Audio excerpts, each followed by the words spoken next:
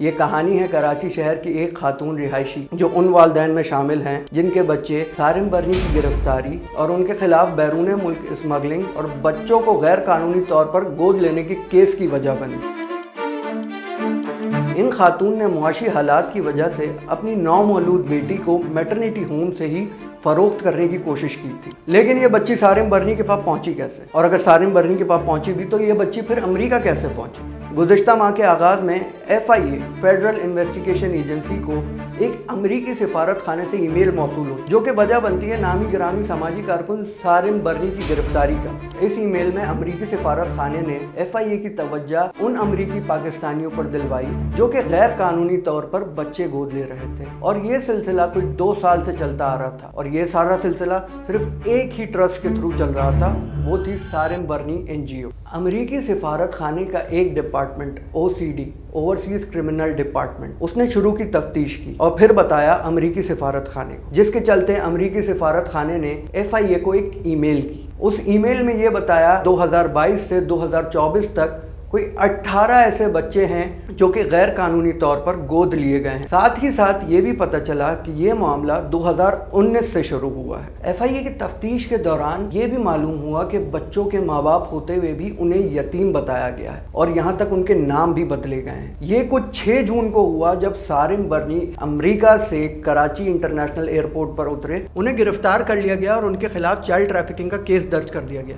خیر، سارم برنی ان الزامات کی تردید کرتے ہیں، لیکن پھر بھی انہیں گرفتاری کے بعد ضمانت نہیں ملی۔ اس پورے معاملے کے سامنے آنے کے بعد سارم برنی پر جھوٹ بولنے، دستاویزات کی رد و بدل کرنے اور فیملی ڈسٹرکٹ کورٹ ایسٹ سے سچ چھپانے کے الزامات لگے ہیں۔ ان کا موقف جاننے کے بعد ان کے وکیل کا یہ کہنا تھا کہ ان کے خلاف ایک منظم مہم چلائی جا رہی ہے، جس پہ انہوں نے یہ کہا کہ کوئی منظم مہم انہیں ان کے سماجی کام سے نہیں روک سکتی۔ یہاں کچھ اہم نکات یہ ہیں کہ والدین نے اپنے بچوں کو سارم برنی ٹرسٹ کو کیوں دیا، اور یہ کہ وہ اس ٹرسٹ تک پہنچے کیسے۔ FIA کے مطابق ان کے کان حال ہی میں کھڑے ہوئے جب انہیں خبر ملی کہ ایک 10 دن کی بچی ایک اس شادی شدہ جوڑے کو بیچی گئی ہے جن کے یہاں کوئی اولاد نہیں تھی۔ FIA کو تفتیش کے دوران یہ پتہ چلا سارم برنی ٹرسٹ کے پاس وہ بچے ہیں جو ان لوگوں کے ہیں جو کہ شاید بغیر شادی شدہ کے ہیں، یا پھر وہ بچے جو کہ ماں باپ مہنگائی کی وجہ سے نہیں پال پا رہے، یا پھر وہ بچے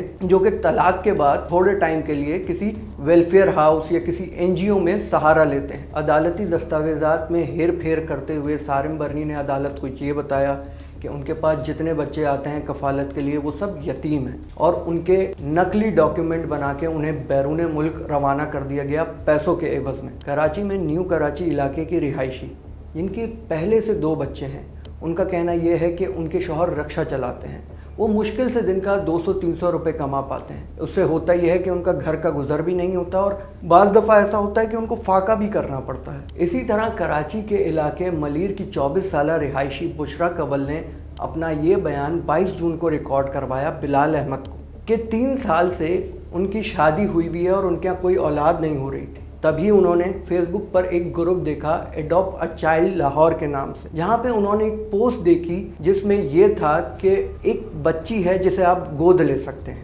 بشرا نے کہا کہ مدیحہ نامی خاتون نے خود کو ڈاکٹر بتایا اور کہا کہ بچی موجود ہے لیکن اس کا آپریشن کروانا پڑے گا۔ پھر وہ کراچی آئیں اپنی ساتھی فائزہ کے ساتھ۔ انہوں نے ہمیں کہا کہ بچی کا میڈیکل کروا لیں، اور وہ ہمارے شناختی کارڈ کی کاپیز لے گئی اور کہا کہ پیپر ورک کرنے کے بعد بچی آپ کے حوالے کر دی جائے گی، اور بچی مجھے مل گئی۔ FIA کی تفتیش کے مطابق سارم برنی نے بچوں کو زبانی معاملات پر والدین کو سونپا تھا۔ یاد رہے کہ پاکستان میں کوئی بچوں کو گود لینے کا قانون نہیں ہے، لیکن بچوں کی سرپرستی یا گارڈین شپ کا ایک قانون موجود ہے جسے گارڈین اینڈ وارڈز 1890 کا نام دیا گیا ہے۔ عدالت گارڈین شپ اس صورت میں دیتی ہے کہ وہ اگر دیکھے کہ بچہ اس ماحول میں محفوظ ہے، اور اگر بچے کو بیرونی ملک لے کر جانا ہو تو اس کے لیے اجازت لینی پڑتی ہے، اور اجازت کے ساتھ ساتھ ایک ایشورٹی یا گارنٹی بھی رکھوانی پڑتی ہے جو کہ 40 لاکھ سے 1 کروڑ روپے تک کی ہوتی ہے۔ سارم برنی کی گرفتاری اور ان کے کیس کے بعد پاکستان میں بچوں کو گود لینے اور ان کی اسمگلنگ پر کافی سارے سوالات کھڑے کر دیے۔ یہ کیس صرف سارم برنی کے کردار پر سوالات نہیں اٹھاتا، پاکستان میں بچوں کو گود لینے اور ان کے قوانین پر بھی پیچیدگیاں اور بڑھا دیتا۔